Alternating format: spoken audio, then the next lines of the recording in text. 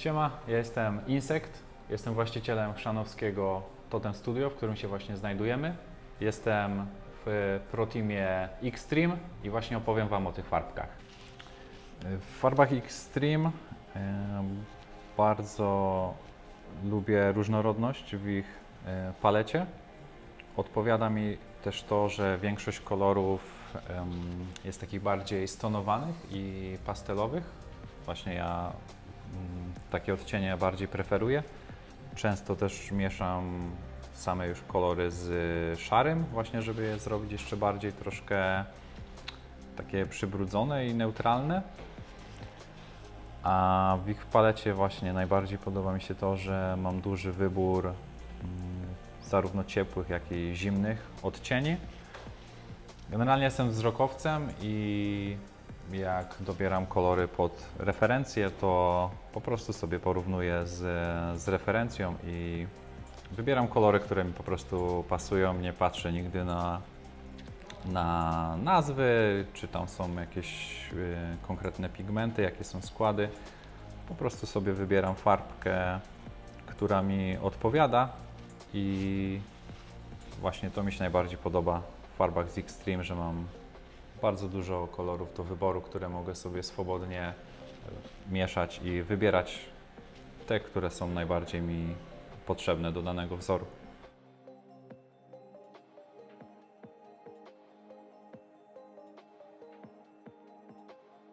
Właśnie staram się robić bardzo neutralnie, czyli każdy ciepły kolor zbalansować też zimnym kolorem.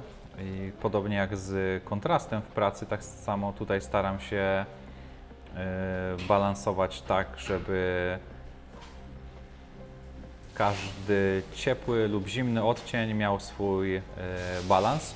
Oczywiście nie każda praca na to pozwala, ale staram się unikać robienia pracy powiedzmy tylko ciepłej.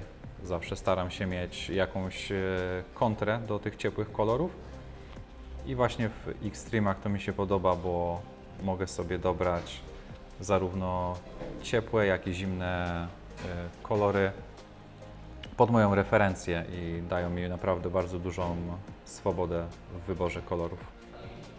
W kolorach od Xtreme bardzo lubię ich konsystencję. Ja generalnie lubię pracować na bardziej rzadkich farbach i większość palety Xtreme właśnie jest bardziej rzadka i to mi bardzo odpowiada. Nawet niektóre kolory jeszcze dodatkowo traktuję sobie rozcieńczalnikiem, żeby ich konsystencja była jeszcze bardziej właśnie rzadka.